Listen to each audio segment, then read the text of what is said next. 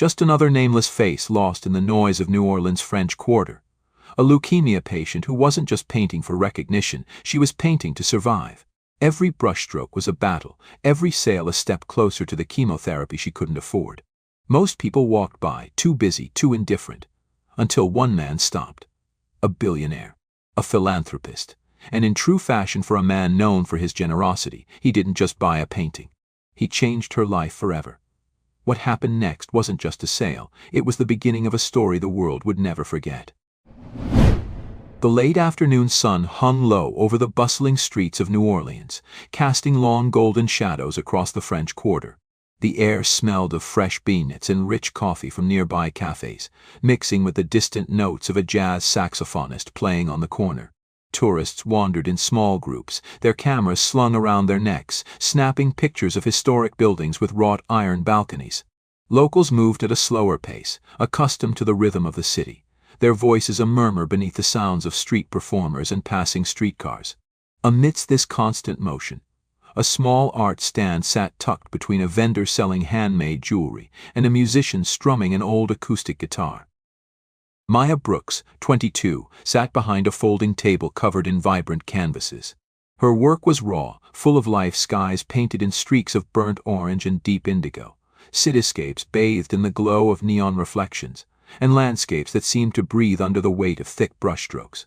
Each piece was a part of her, a fragment of the world as she saw it. But today, the world barely saw her back. People passed by, their gazes flickering to the stand before shifting away, uninterested or indifferent. Some slowed their steps just long enough to read the small, handwritten sign propped against the table. Each painting is a hope, I'm fighting leukemia. A few passers-by glanced at the sign, their expressions shifting to quiet sympathy, but their feet kept moving. Sympathy didn't pay hospital bills. Maya had learned that early on, in the sterile corridors of the Oxner Medical Center, where doctors spoke in measured tones, careful and clinical. The words had lost their sting over time relapse, treatment plan, out-of-pocket costs, but what never dulled was the weight of knowing how much her illness was draining her family.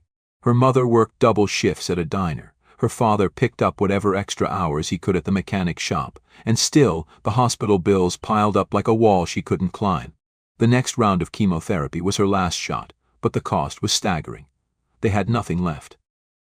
So, she had come here, to Royal Street, where artists lined the sidewalks, selling their work to tourists looking for souvenirs that held a little more soul.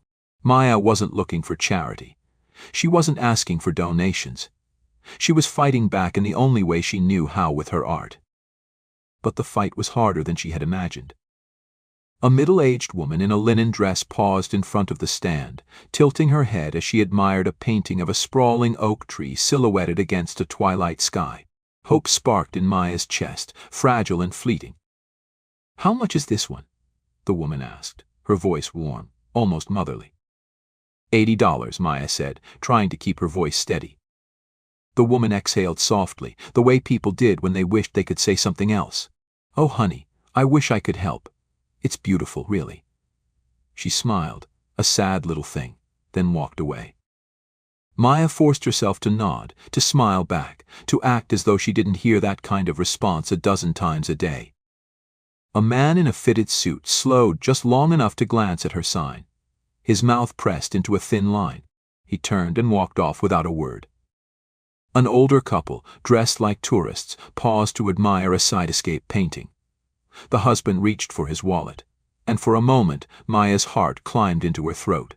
But then his wife touched his arm, shaking her head, and they kept moving. By midday, the heat pressed down on her like a weight. Her body, already weakened from treatments, ached from sitting on the metal stool too long. The dizziness that had become an unwelcome part of her life crept in, making the edges of her vision blur for a moment. She exhaled slowly, gripping the table, forcing herself to focus. Giving up wasn't an option. She had spent the last week pouring every ounce of energy into these paintings, knowing that each brushstroke wasn't just about art anymore, it was about survival. If she could sell enough, if people saw value in what she created, maybe, just maybe, she could afford the treatment that could save her life. But hope was a fragile thing. A man in a leather jacket sauntered up, his sunglasses perched on his head, hands tucked in his pockets. He eyed the paintings, lips twisting into a smirk. "Nobody buys real art anymore, kid," he muttered. "You should try selling prints, or, I don't know, get on TikTok or something." Maya's hands curled into fists in her lap. She swallowed down the sharp retort, sitting on her tongue, letting the words settle like stones in her chest. She had dealt with people like him before, the ones who didn't understand, who thought dreams weren't worth chasing unless they came with guarantees. "I don't need advice," she said simply. "I just need to fight." The man snorted but didn't argue. He walked away, blending into the crowd like he had never been there. Maya let out a slow breath, shaking off the frustration. Somewhere in this city, maybe today, maybe tomorrow, someone would see her. Someone would recognize the worth in what she was doing, not as an act of desperation but as proof of resilience. She just had to hold on until then. For now she sat there, hands resting on her knees, watching the world move around her, feeling both invisible and exposed all at once. She had sold one painting so far. One. Every time someone glanced her way, hope flared in her chest, only to flicker and fade when they kept walking. The afternoon sun dipped lower, stretching shadows across the pavement. Another hour passed, then another, and still the painting sat untouched, like secrets no one wanted to hear. Maya reached for her water bottle, her fingers trembling slightly as she took a sip. Her body was fighting against her, but she wasn't done yet. Because one way or another she was going to win this battle, and she wasn't waiting for a miracle. She was making one. The late afternoon heat had settled into every inch of the street, pressing against Maya's skin like an unbearable weight. Her muscles ached, not just from sitting for hours, but from the slow, gnawing exhaustion that had become a permanent part of her life. The weight of leukemia was more than just physical, it was the quiet, crushing presence of knowing she was running out of time. And yet, despite the ache, despite the fatigue humming in her bones, she stayed. A group of tourists strolled past, their voices bright with laughter as they pointed at a street performer juggling flaming torches. Not one of them glanced in her direction. A man in business attire strode by, eyes glued to his phone, completely unaware of the world around him. A teenage girl slowed for half a second, taking in the colors on the canvas before shrugging and moving on. Maya let out a slow breath, steadying herself. It wasn't their fault. People had their own lives, their own worries. Just because she was fighting for hers didn't mean they owed her anything. Still, the emptiness in her jar, the single bill resting there alone, felt like proof that the world wasn't listening. A shadow passed over her table. She looked up, blinking against the sunlight. A woman stood there, dark curls pulled into a loose ponytail, a well-worn leather messenger bag slung over her shoulder. She wore jeans and a fitted blazer. Something effortlessly put together, the kind of polished but casual look that only professionals seemed to master. But it wasn't her outfit that caught Maya's attention, it was the way she was looking at the paintings, really looking, her dark brown eyes scanning each one like they held some unspoken truth. "This is beautiful," the woman murmured, reaching out but not touching a canvas of a sprawling oak tree, its branches stretching into a sunset of deep purples and burning golds. "Did you paint all of these yourself?" Maya straightened slightly, catching the genuine interest in the woman's voice. "Yeah," she said. "Every single one." The woman nodded, her gaze flickering to the handwritten sign on the table, reading the words carefully. When she looked back at Maya, there was something different in her expression. Not pity, not the careful, measured kindness Maya had gotten used to from strangers who didn't know what else to say. There was something sharper, more thoughtful. "My name's Aisha Thompson," the woman said, offering a small, confident smile. "I run an arts blog here in the city. I love finding independent artists, local talent, especially people with real passion behind their work." Maya hesitated, unsure where this was going, but something about the way Aisha spoke made her lean in. "Would you mind if I took a few pictures?" Aisha continued, already pulling out her phone. "Your work deserves to be seen." Maya's fingers tightened around the edge of the table. She wanted to believe that. But she'd spent all day being ignored, watching people skim right past her without a second thought. She had seen enough empty promises to know that words didn't always mean action. Still, what did she have to lose? Yeah, she said, forcing a nod. Go ahead. For the next few minutes, Aisha moved around the stand, snapping pictures of the paintings, of Maya sitting behind them, of the small sign that explained why she was there in the first place. She asked questions about Maya's style, about what inspired her, about how long she had been painting. And with every answer, Maya felt the knots of frustration and exhaustion in her chest loosen, just a little. When Aisha finally tucked her phone away, she met Maya's eyes with something close to determination. People should hear this story, she said. I'll make sure they do. Maya wanted to believe that, but she had learned not to put too much faith in hope. So she only nodded, offered a quiet thanks, and watched as Aisha walked away. She didn't think much of it. She had met people before who promised to spread the word, who said they admired what she was doing, but nothing ever really changed. By the time the sun dipped lower and the streetlights flickered on, the weight of exhaustion had settled deep in her chest. She had sold exactly one painting today. $50. She tried not to think about how many more paintings she would have to sell to even come close to affording the next round of treatment. She tried not to think about the numbers at all. Instead, she packed up, folding the small table, tucking the canvases back into the worn fabric portfolio she had carried with her for years. The jar, nearly empty, rattled softly as she picked it up, the single bill inside barely making a sound. Tomorrow would be another fight. And Maya wasn't done yet. The morning air was thick with the scent of fresh bread and coffee from the nearby cafes as Maya set up her stand again, her movements slow but determined. The ache in her limbs from the previous day lingered, but she ignored it. She had to. She arranged the canvases carefully, adjusting their angles under the soft light filtering through the buildings. The tourists were already moving through the French Quarter, some with cameras around their necks, others sipping iced lattes as they strolled past the street vendors. Maya glanced at her nearly empty tip jar, the same crumpled bill from yesterday still sitting inside, and exhaled slowly. Today had to be better. It had to be. She barely had time to settle onto her stool before she noticed something different. A couple of pedestrians slowed as they passed her stand, not just glancing but actually stopping.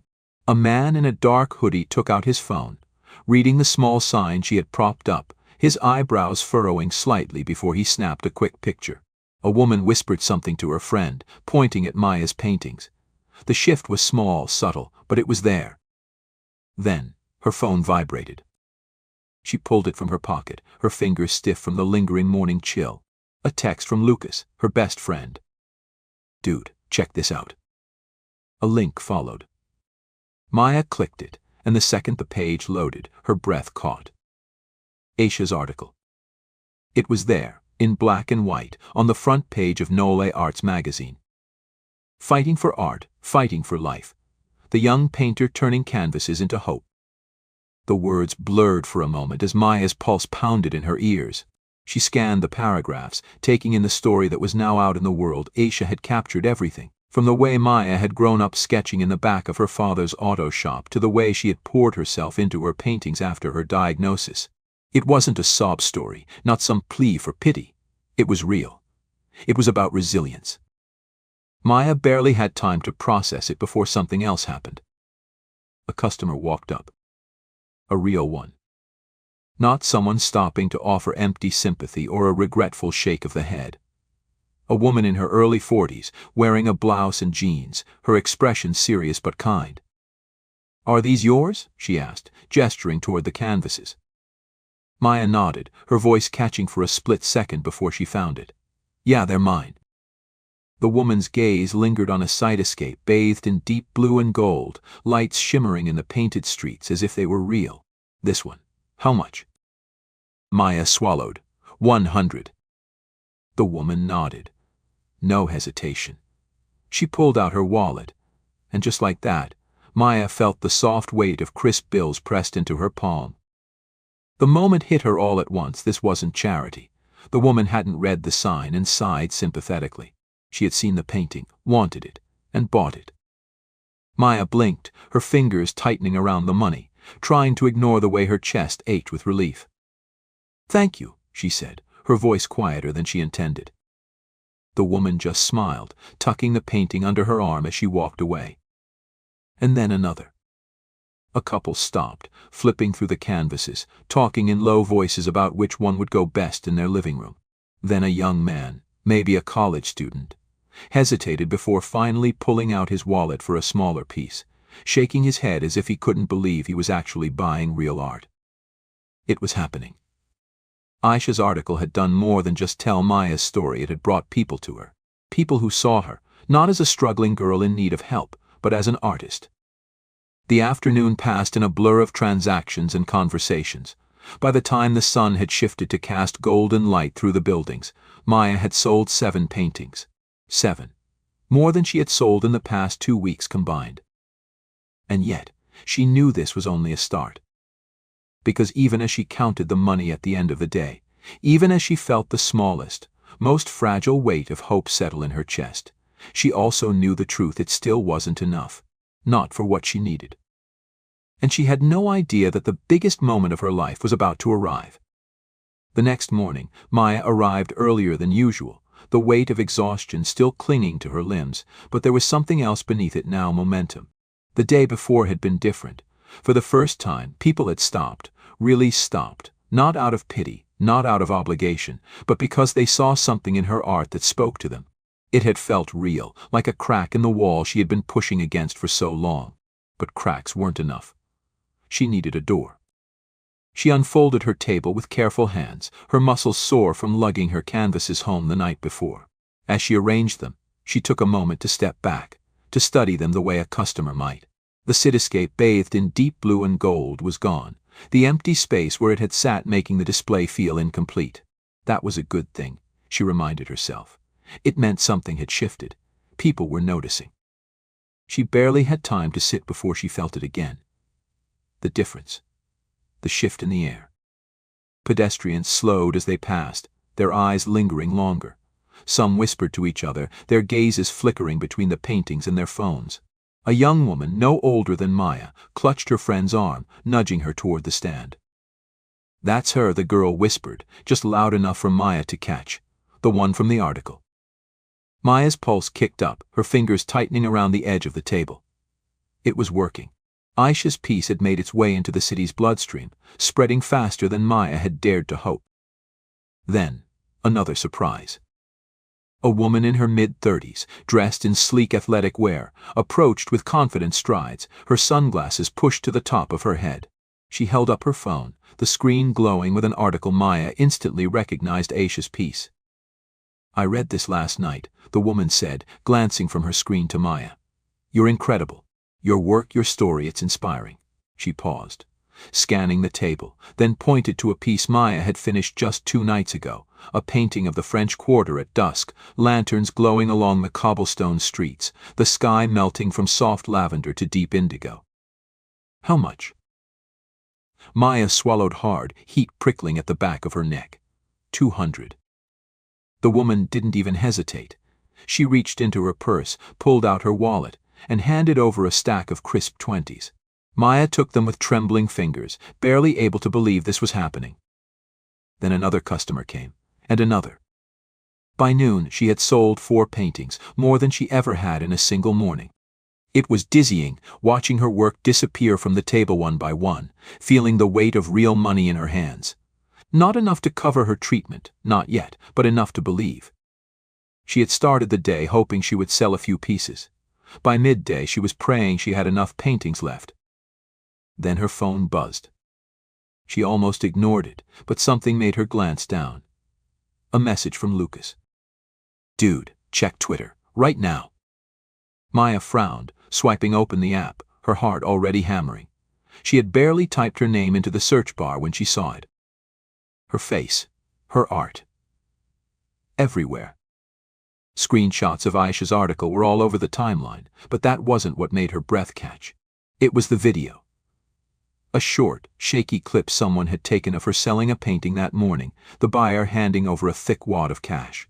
The caption underneath read, "She's painting her way through cancer. Buy her art.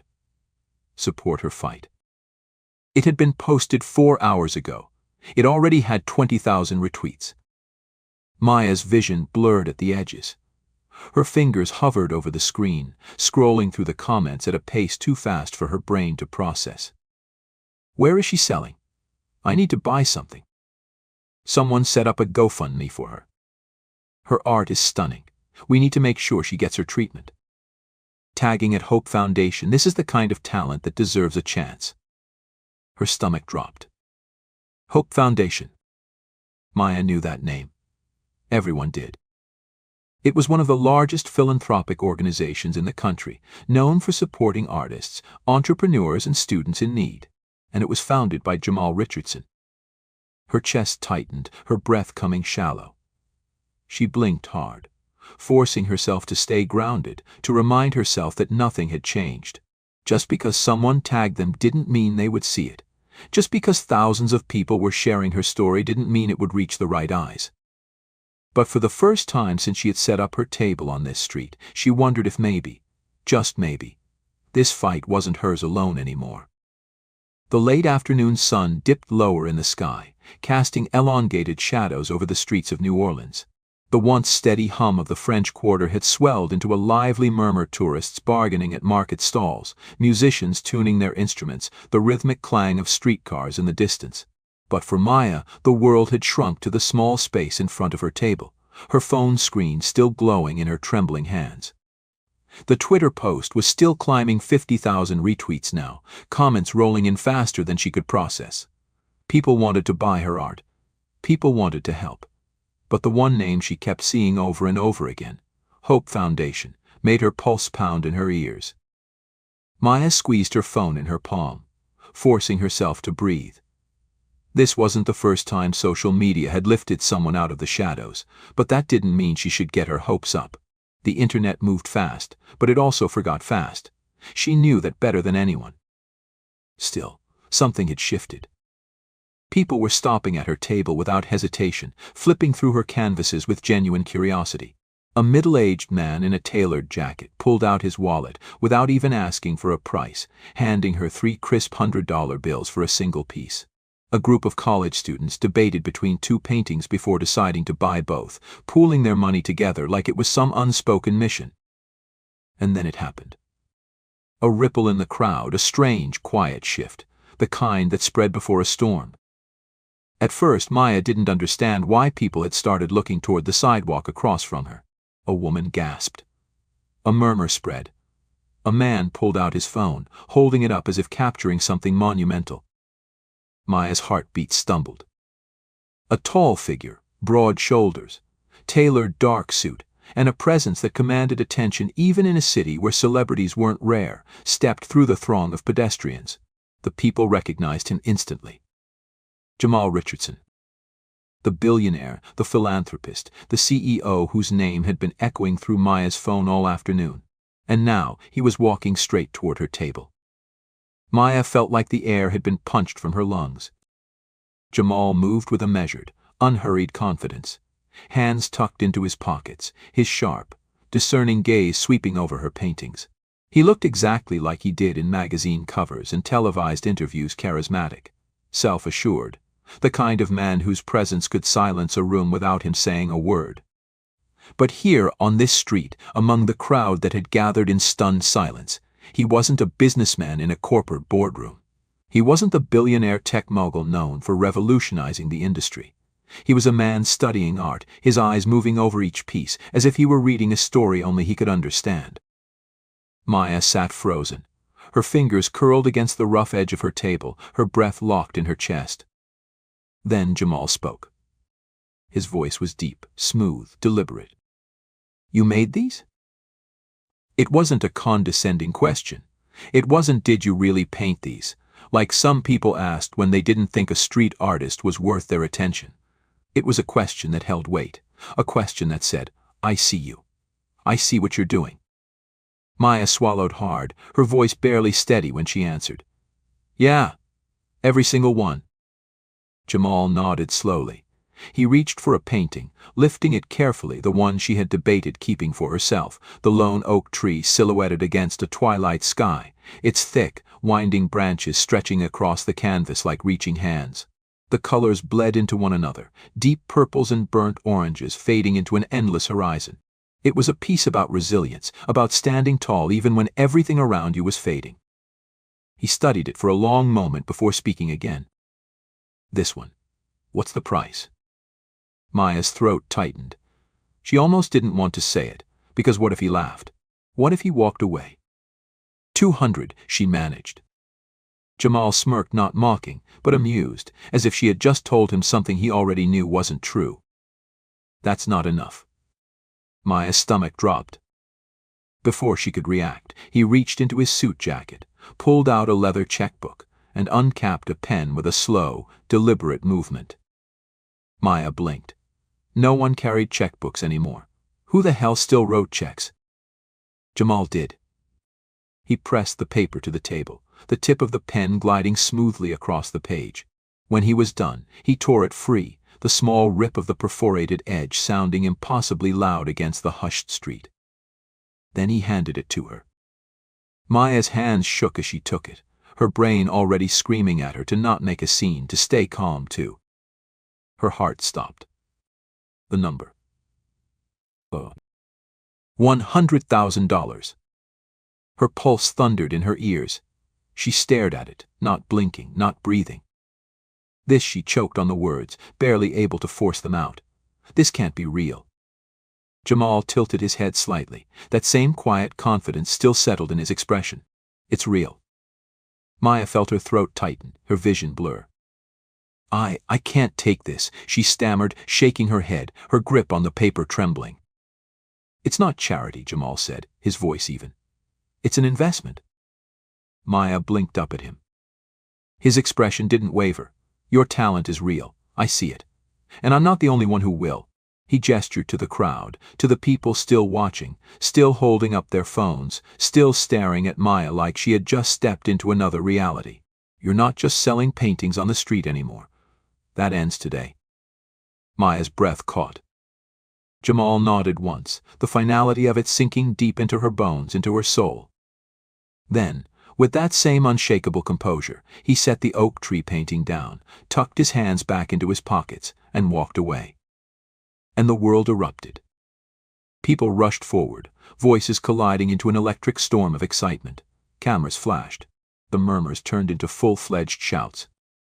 Oh my God, that was Jamal Richardson. Did he seriously just buy a painting for $100,000? Someone get this on video, holy shit. Maya couldn't move. Couldn't breathe. A woman lunged toward her table, grabbing a painting, shoving cash at her before she could process what was happening. I'll take this one, how much? Another voice. Wait, I want one, too.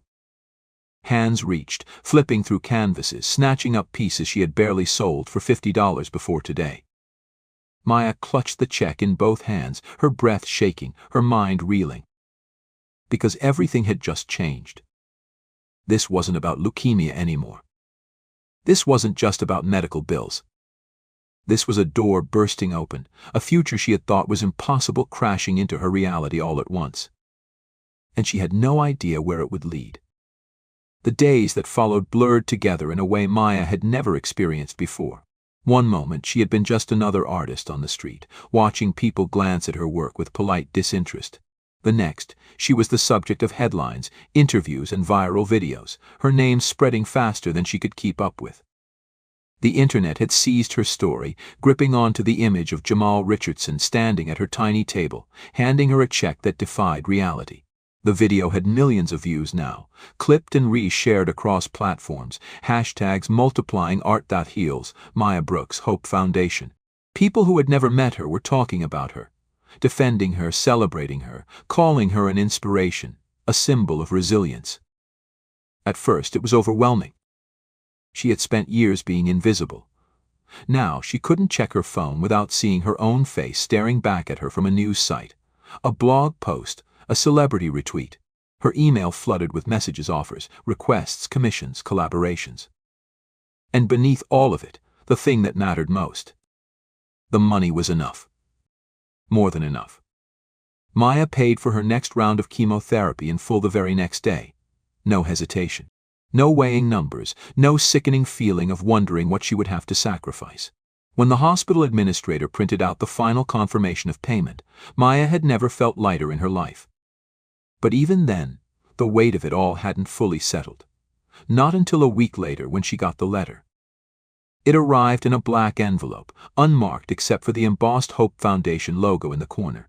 The second she saw it, her pulse kicked up, the breath catching in her throat. She peeled it open with unsteady fingers, unfolded the thick cardstock inside, and saw the handwriting. Not typed. Not some standard "congratulations, we support you" nonsense. Jamal Richardson had written it himself. Maya, your fight reminds me why stories matter, why art matters. People will tell you that luck brought you here, that you were in the right place at the right time. Don't believe them. You did this. You kept showing up. You kept fighting. And you proved before anyone else believed that your work was worth seeing.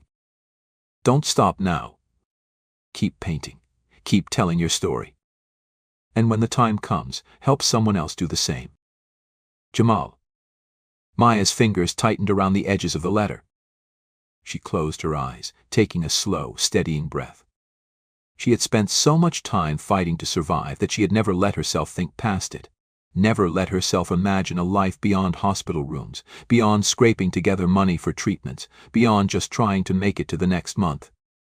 Now, for the first time in years, she wasn't just surviving. She was standing at the edge of something bigger, something she had never let herself believe could be real. And she wasn't afraid anymore. Maya set the letter down carefully, turned to the blank canvas propped up against the wall, and picked up her brush. Because this was just the beginning. Join us to share meaningful stories by hitting the like and subscribe buttons. Don't forget to turn on the notification bell to start your day with profound lessons and heartfelt empathy.